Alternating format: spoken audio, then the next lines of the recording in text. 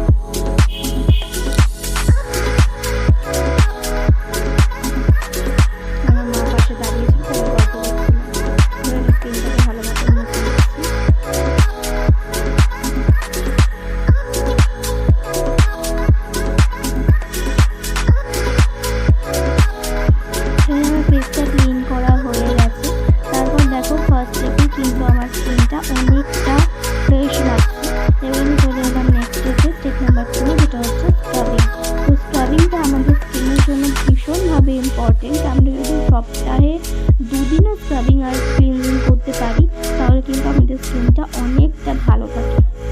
আর scrubbing করার সময় অবশ্যই মাথায় রাখতে হবে, খুব বেশি প্রেশার দেওয়া যাবে না, কারণ এর মধ্যে এমনিতেই একটা স্ক্রাব যেহেতু, তো সেই জন্য এমনিতে একটা হার্শ ভাব থাকে। তারপরে আমরা যদি প্রেশার দিয়ে করি, তাহলে আমাদের স্কিনের প্রচুর ক্ষতি হয়।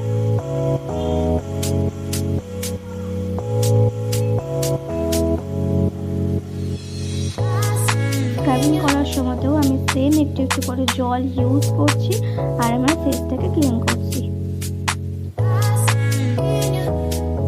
আমার এখানে স্ক্রাবিংটা কমপ্লিট হয়ে গিয়েছে। এবার আমি আমার ফেসটাকে মুছে নেব।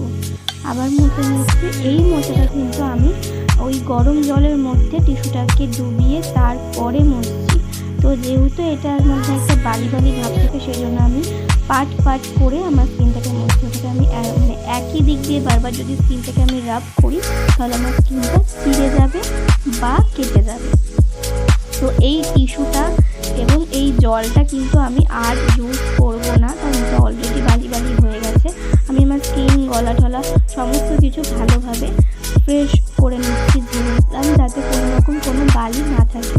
আমি ধুয়ে এসেছি মুখটা, দেখো কতটা ভালো লাগছে দেখতে। আমার গলার সমস্যা হচ্ছে বলে আমার কেটে কেটে ভয়েস ওভার দিতে হচ্ছে, তো সরি, তোমরা একটু অ্যাডজাস্ট করে নেবো। আমি এবার একটা নতুন টিস্যু নিয়ে ড্যাব করে নিচ্ছি আমার স্কিনটাকে, যেহেতু জল ব্যাপারটা ছিল। এবার হচ্ছে আমার স্কিনে প্রচণ্ড পরিমাণে, দেখো আমি ওখানেও কাটছি ভিডিওটা, আমার এতটাই কাশি হয়েছে।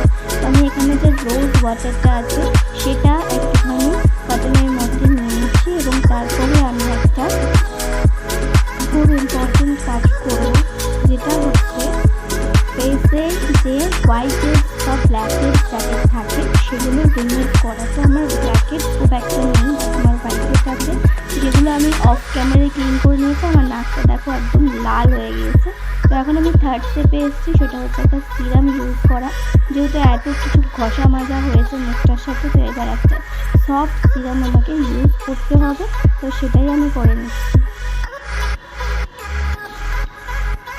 সিরাম ইউজ করার পর খুব একটা কিছু করার দরকার নেই, জাস্ট লাগিয়ে একটু স্কিনটাকে রেস্ট দিয়ে তারপরেই আমরা চলে যাব ম্যাসাজ ক্রিমে।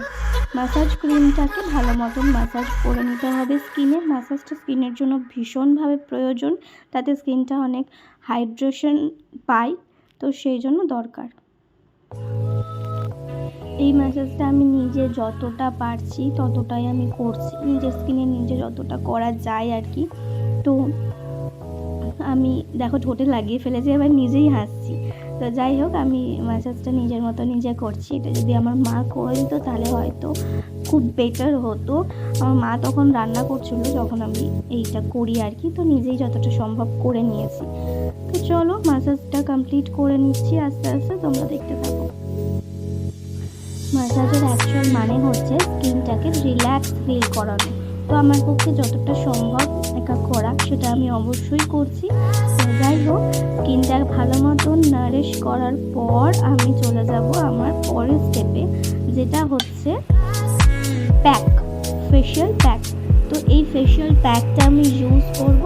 এটার মধ্যে আমি অল্প একটু রোজ ওয়াটার ইউজ করব, যার জন্য এটা অনেকটা সফট হয়ে যাবে। যেহেতু শীতকাল একটু ড্রাই ব্যাপারটা আছে, তো সেই জন্য আমি খুব মোটা প্যাক লাগাতে পছন্দ করি না।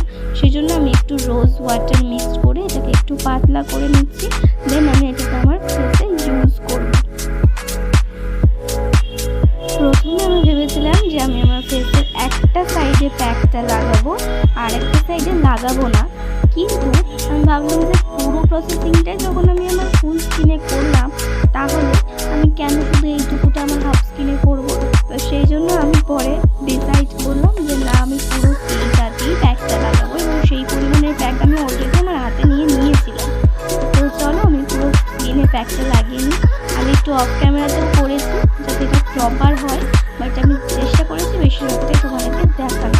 তো আমার লিপটা ড্রাই লাগছে, তার জন্য আমি এখানে ইউজ করছি লিপ গ্লস, এবং বাম দুটোই আছে এখানে। আমি বামটা ইউজ করে নিচ্ছি লিপটাকে সফট করার জন্য। তারপর আমি 10 মিনিট রেখে দিলাম। 10 মিনিট রাখার পর আমার স্কিনটা দেখো ড্রাই হয়ে গিয়েছে, আর তারপর আমি এটাকে ভালোভাবে ক্লিনও করে নিচ্ছি। ক্লিন করাটা খুব ইম্পর্টেন্ট। এই সময় তোমার স্কিনে কোনো রকম কোনো প্যাক বা কিছু যদি লেগে থাকে, এর আগেও আমরা সিরাম, ম্যাসাজ ক্রিম এগুলো সব ইউজ করেছি, তো এই সময়টাই আমাদের সবটা রিমুভ করে ফেলতে হবে। ক্লিন হয়ে যাওয়ার পর আমি চলে যাবো আমার লাস্ট স্টেপে। এটাই একমাত্র শেষ, আর এটা হচ্ছে একটা স্মুদিং জেল, যে যত কিছু অত্যাচার এতক্ষণ পর্যন্ত স্কিনে হলো, এইটা ইউজ করার পর স্কিনটা একদম ঠান্ডা একটা ফিল দেয়। ভিডিওটা কেমন লাগলো অবশ্যই জানাবে। এরকম ইউজ করার পর চাও সেটা দরকার নেই, জাস্ট লাগে